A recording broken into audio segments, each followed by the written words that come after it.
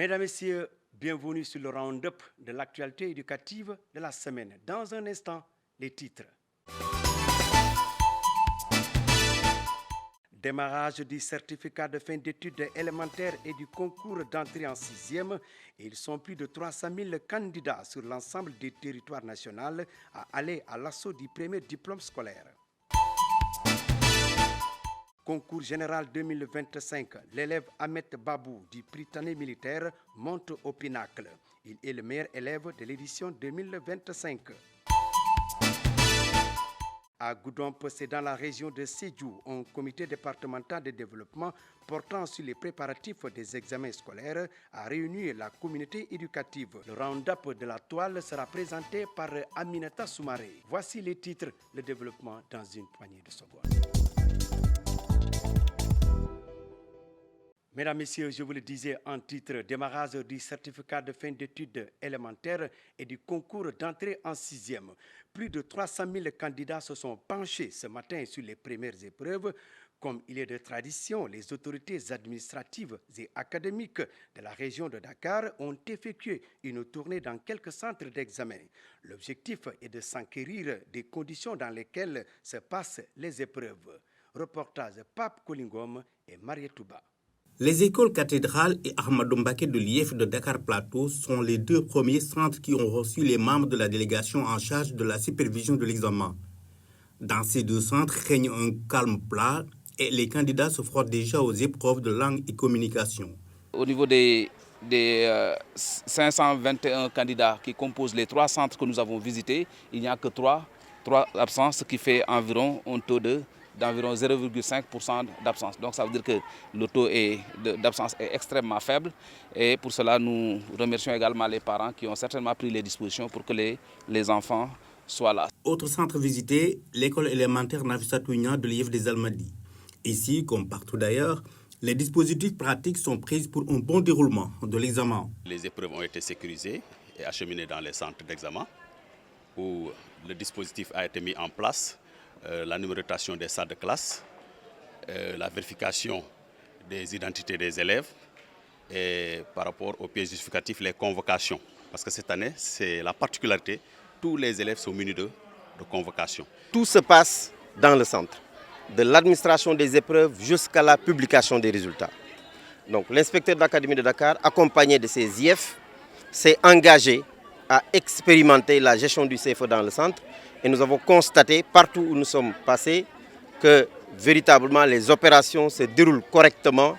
On constate quand même une très bonne organisation de cet examen du CFEE.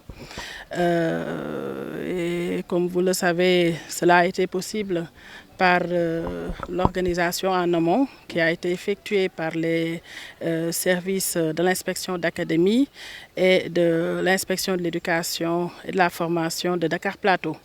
Donc, ils nous ont permis aujourd'hui d'avoir les résultats que vous avez pu constater sur le terrain. Pour cette demi-journée consacrée au domaine langue et communication, l'espoir et l'optimisme sont les sentiments les mieux partagés par les candidats. Aujourd'hui, on a fait des épreuves de français et de production d'écrit. J'ai trouvé ça très abordable et je souhaite que mes camarades réussissent en 100% à l'examen et en entrée en 6e. C'était bien, on a fait en français et production d'écrit, c'était abordable. J'espère que tous mes camarades vont réussir le CFE. Cette année, l'Académie de Dakar a présenté 19 609 candidats répartis dans 101 centres d'examen installés dans les 4 inspections de l'éducation et de la formation. Concours général 2025. Retenez bien son nom, Ahmed Babou du Prytanée militaire, sacré meilleur élève. L'information est du directeur de l'enseignement moyen secondaire général du ministère de l'Éducation nationale. Papa Kandji s'exprimait en marge de la conférence de presse sur les examens de fin d'année.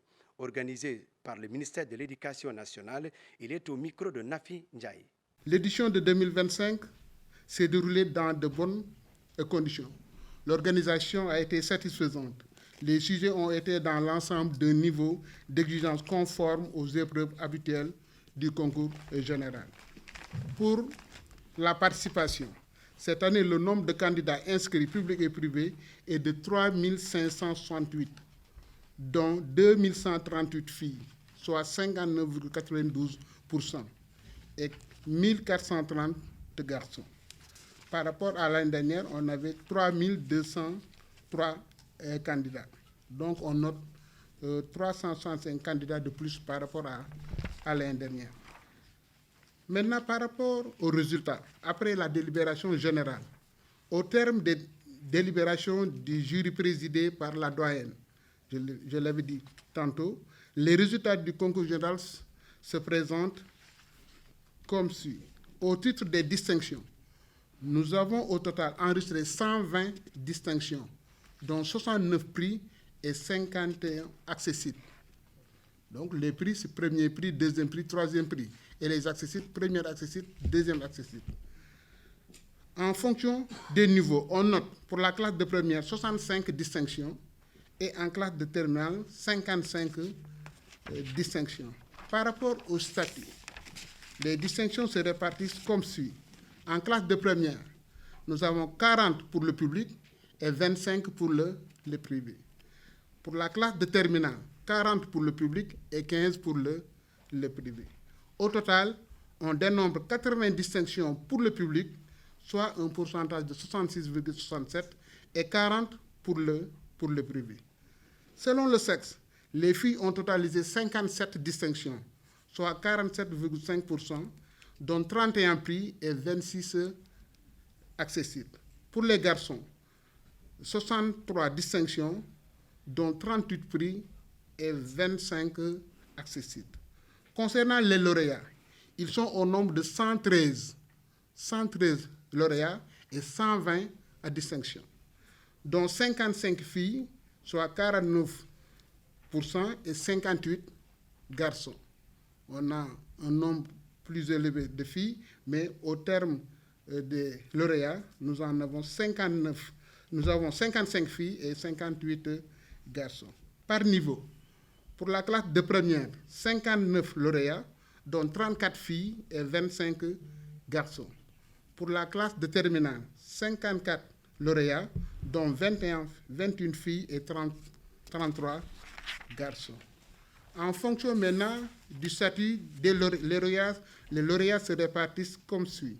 En classe de première, sur les 59 lauréats, 44 sont dans le public et 15 sont dans le privé. En classe de terminale, sur les 54 lauréats, 39 sont dans le public et 15 sont dans le privé. On peut ensemble constater que les élèves des séries scientifiques ont encore cette année remporté la plupart des distinctions, y compris dans les disciplines et filières scientifiques, y compris dans les disciplines et filières littéraires, aussi bien qu'en classe de première qu'en terminale. Car sur les 113 lauréats, 75 lauréats sont dans les séries scientifiques et 19 les séries techniques, 19 aussi les séries littéraires. Par rapport maintenant au classement, et conformément à l'instruction ministérielle numéro 4014-91 MEN DMG ATC du 3 avril 2019, sur les critères de classement du concours général, l'élève Ahmed Babou du Prytanée militaire de Saint-Louis, il a obtenu un premier prix en français, un premier prix en espagnol, un troisième prix en mathématiques et un troisième prix en citoyenneté et droits de l'homme. Il est considéré comme le meilleur élève du concours général. Et en tenant compte de ce même texte, il totalise 46 points. Concours national Miss 2025 et Miss Mathématiques, les académies de Diourbel et de Thiès sont montées au podium de l'excellence. Le ministre de l'Éducation nationale qui a présidé la cérémonie a souligné l'importance de cette initiative qui participe à la volonté du chef de l'État, Bassirou Diomaye Faye, dans son projet de transformation systémique de l'éducation. Compte rendu de la cérémonie, Badasek Ibou Kamara et Hassan Tidi Djedjou. Aminata Niane de l'inspection d'académie de Thiès et Awa Gueye de l'inspection d'académie de Diourbel sont respectivement Miss Mathématiques et Miss Sciences 2025. Elles ont été sélectionnées à l'issue d'un concours national sélectif. Un plaisir et une immense fierté. Bon, il faut faire des sacrifices et faire d'énormes efforts. Et aussi avoir la confiance en soi aussi. Bon, je suis très heureuse, fière et contente car ce n'était pas évident. Je remercie tous ceux qui m'ont aidé. Aïssatou Kane, ingénieur en informatique et télécommunication à la Sonatel. Salma Silla, chargé de cours au département de physique de l'Université Cheikh Anta Diop de Dakar. Et Dr Aram Tall, experte en environnement et changement climatique à la Banque mondiale, ont été donnés en exemple aux jeunes filles. Vous êtes la preuve vivante que les filles excellent en sciences. Vous êtes la preuve vivante que ces barrières peuvent être dépassées. Vous avez toute votre place dans ces disciplines, non pas comme une exception, mais comme une constante. Pour réussir donc le pari du développement scientifique et technologique, nous devons impérativement penser l'inclusion et mettre en place des mécanismes qui luttent contre les stéréotypes. Dans vos choix futurs et dans vos décisions de vie, vos rêves ne sont pas trop grands. Ils sont à votre taille. Il suffit d'y croire, de vous y accrocher et de foncer. La présente édition du concours Miss Mathématiques Miss Sciences a pour thème les filles dans les sciences, briser les stéréotypes, libérer les temps pour construire un Sénégal qui nous ressemble. Cette transformation tant voulue par les Sénégalais ne sera réalisée que par les jeunes filles.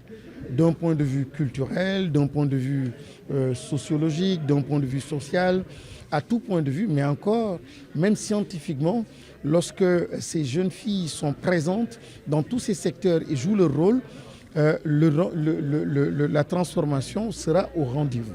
À la fin de la cérémonie, des cadeaux ont été offerts aux 32 Miss Sciences et Miss Mathématiques, ainsi que les partenaires qui ont accompagné le ministère de l'Éducation nationale. La revue annuelle du programme d'amélioration de la qualité de l'équité et de la transparence s'est tenue mardi dernier aux sphères ministérielles de Diamniadio. Cette rencontre annuelle a réuni tous les départements ministériels en charge de l'éducation et de la formation, mais également tous les partenaires de l'école. Le temps d'une journée, les participants ont passé à la loupe quelques défis persistants dans ces secteurs.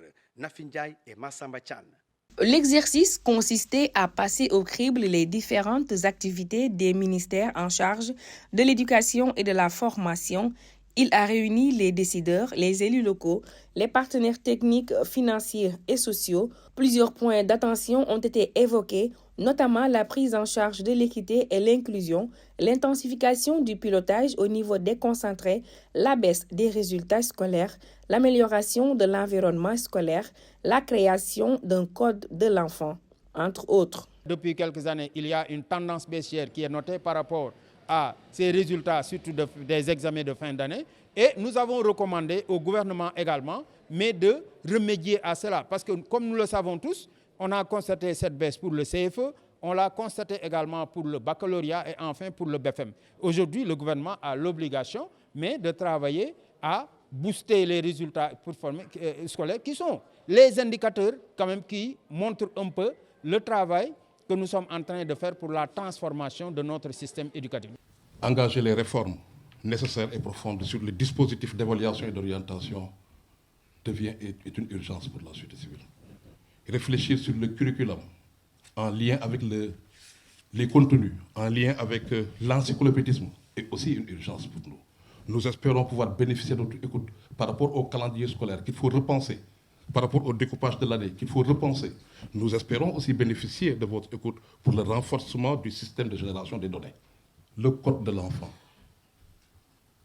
Oui, c'est une question qu'il faut adresser de manière décloisonnée parce qu'interpellant d'autres ministères, mais le code de l'enfant, nous n'avons toujours pas de code de l'enfant. Et nous pensons que c'est une question urgente qui s'invite sur la table. Des préoccupations légitimes dans un contexte de transformation, les autorités éducatives des 3 départements ont, conformément à la vision du président de la République dans le cadre de l'agenda 2050, tenu à rassurer les acteurs. L'ensemble des partenaires techniques et financiers sont là aux côtés du gouvernement pour l'accompagner dans cette volonté de refondation du système éducatif pour pouvoir permettre à tous nos enfants de bénéficier d'une éducation de qualité qui leur permettre d'être mieux insérés dans la société de demain. La refondation qui est une nécessité nous obligera forcément à repenser tout cela. Encore une fois, le cadre réglementaire doit absolument être repensé et revisité. La loi d'orientation qui date et qui ne prend pas en compte donc, certains aspects qui vont dans le sens d'améliorer l'environnement d'apprentissage donc, de l'élève. En réalité, à partir de l'école, on change le monde, on change l'économie, on l'endogénise et c'est ça la puissance de l'école. Donc l'école, pas seulement pour le savoir, mais l'école aussi perçue comme une industrie, l'industrie de l'école. Donc l'école doit être au cœur du système et du processus de transformation. La 12e revue annuelle du programme d'amélioration de la qualité, de l'équité et de la transparence, éducation-formation, paquet EF, au-delà de l'examen du bilan technique et financier de la gestion de 2024 et la programmation de 2025, a été un moment fort de dialogue et d'échange sur des thématiques de l'heure. Des communications qui ont porté sur l'utilisation de l'intelligence artificielle en éducation et formation, le processus d'accompagnement du secteur par l'IPE et le financement innovant de l'éducation et de la formation. Direction à Goudomp, c'est dans la région de Sédhiou. Un comité départemental de développement a réuni la communauté éducative, syndicats d'enseignants, parents d'élèves, autorités administratives et académiques pour le bon déroulement de ces examens. Un moment d'échange très fructueux qui a permis de donner des recommandations fortes aux candidats. La question de l'état civil était au cœur de cette rencontre. Le compte à rebours pour les examens est bel et bien lancé, avec plusieurs examens de fin d'année en ligne de mire. Les candidats du CFE démarrent leurs épreuves ce 19 juin 2025, tandis que leurs camarades du BAC et du BFM respectivement le 1er et le 7 juillet prochain. Un comité départemental de développement a fait l'objet d'échanges entre autorités locales, administratives et acteurs du système éducatif pour le bon déroulement des examens. À cette occasion, l'inspecteur de l'éducation et de la formation a dévoilé le chiffre du nombre de centres. Pour le CFE, nous avons 52 centres. Pour le BFM, nous en avons 27. Pour le BAC, nous avons 7 centres. À Goudomp, les parties prenantes veulent accorder leur violon pour relever le défi de l'heure. Nous avons demandé à chaque APE de base de s'approcher au chef d'établissement pour aller dans toutes les classes d'examen, pour sensibiliser les enfants, les motiver, les accompagner pour qu'ils puissent échapper aux problèmes qui vont surgir au jour de l'examen. Surtout le port des portables. Et cela devait être initié depuis au niveau des classes, avec les professeurs et les chefs d'établissement, pour éduquer les enfants, les accompagner, pour qu'ils soient habitués à ne pas sortir avec les portables, même aller en classe. Parce que tout ce que l'on fait, on le fait pour soi-même. Et quand on vient dans un centre pour une surveillance, vraiment il faut se limiter à la surveillance. Vous êtes venu pour surveiller, limitez-vous à la surveillance. Parce que c'est dans le cadre de votre travail qu'on vous amène pour faire un travail. Donc il faut tout faire pour être irréprochable dans ce que vous êtes en train de faire dans ce centre-là. La question de l'état civil a occupé une bonne partie du comité départemental de développement. Et il s'agit de sensibiliser les parents sur l'importance de ce document administratif. Nous en avons à peu près 3000 et quelques au niveau donc, de l'entrée en 6e. Parce que pour le BFM, comme c'est une pièce exigible, il y a moins de cas, bien entendu. Et vous avez dû remarquer que ça a été l'objet du deuxième point de discussion lors du CDD. Donc, conformément à la directive du Premier ministre, nous sommes en train de constituer des comités locaux pour adresser cette situation-là, pour adresser ce problème-là, avec le concours des maires et du tribunal de Sédhiou. Pour une bonne organisation des épreuves, il est impératif que chacun puisse jouer sa partition de manière responsable pour faire rayonner l'image de l'école sénégalaise dans le concert des nations. Dans un contexte d'hivernage, les candidats aux différents examens scolaires doivent prendre toutes les dispositions idoines pour éviter la surprise. Déjà, la partie sud du pays a enregistré les premières précipitations. Olympiade panafricaine mathématique PAMO 2025. Tenue à Gaborone, c'est au Botswana, le Sénégal a fait une performance historique. Il rentre à la maison avec 2 médailles d'or. Grâce à Ahmed Babou, également sacré meilleur élève du concours général 2025, et Fatima Wan, qui obtient une médaille d'or PAMO Girl pour le classement des filles, ainsi qu'une médaille d'argent au classement général. L'ensemble de l'équipe sénégalaise a brillé avec au total 9 médailles, se positionnant 4e au classement africain. Tous ces médaillés sont accueillis à l'aéroport Blaise Diagne ce jeudi à 16h. Place maintenant au round-up de la toile avec Aminata Soumaré.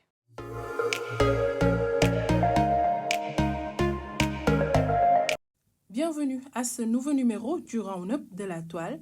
Visite de courtoisie à Spécial Olympique. Visite de courtoisie de l'inspecteur d'académie de Dakar, Cheikh Faye à Spécial Olympique. Spécial Olympique œuvre pour l'inclusion des personnes en situation de handicap à travers des programmes sportifs adaptés. L'inspecteur a rappelé son engagement en faveur de l'inclusion et a souligné l'importance de cette collaboration. Viva Technologie 2025, le Sénégal marque sa présence. Après sa participation au Salon international de Genève, le Sénégal a marqué sa présence à Viva Technologie 2025, l'un des plus grands rendez-vous mondiaux de l'innovation technologique qui s'est tenu du 11 au 14 juin 2025 à Paris. Sous la bannière Lion-Tech, le ministère de l'Enseignement supérieur, de la Recherche et de l'Innovation, en partenariat avec l'ADER, FJ et l'ambassade de France au Sénégal, a accompagné 15 startups. Les échanges ont porté sur des sujets d'intérêt stratégique tels que le développement des campus, des métiers et des qualifications, l'intelligence artificielle appliquée à la santé et les modèles d'innovation dans l'enseignement supérieur français, ouvrant ainsi des perspectives prometteuses pour la coopération scientifique et académique entre le Sénégal et ses partenaires. Dans le cadre de son programme de renforcement des capacités des personnels d'éducation, la section UDEN de Mbacké, en partenariat avec le GRIS, a organisé une session de formation au profit des enseignants recrutés dans le cadre du programme spécial des 2000 enseignants. Cet atelier s'est tenu les samedis 31 mai et dimanche 1er juin 2025 au CEM Gaïndé Fatma. Dans le cadre de la valorisation des efforts des élèves et de la promotion de l'excellence académique et religieuse, l'école franco-arabe publique Lidjane a organisé une journée d'excellence le mardi 17 juin 2025. L'objectif était d'encourager les élèves méritants, renforcer l'émulation entre pairs et mobiliser la communauté éducative autour des valeurs de travail, de foi et de discipline. C'était tout pour aujourd'hui. Rendez-vous très prochainement pour un nouveau numéro.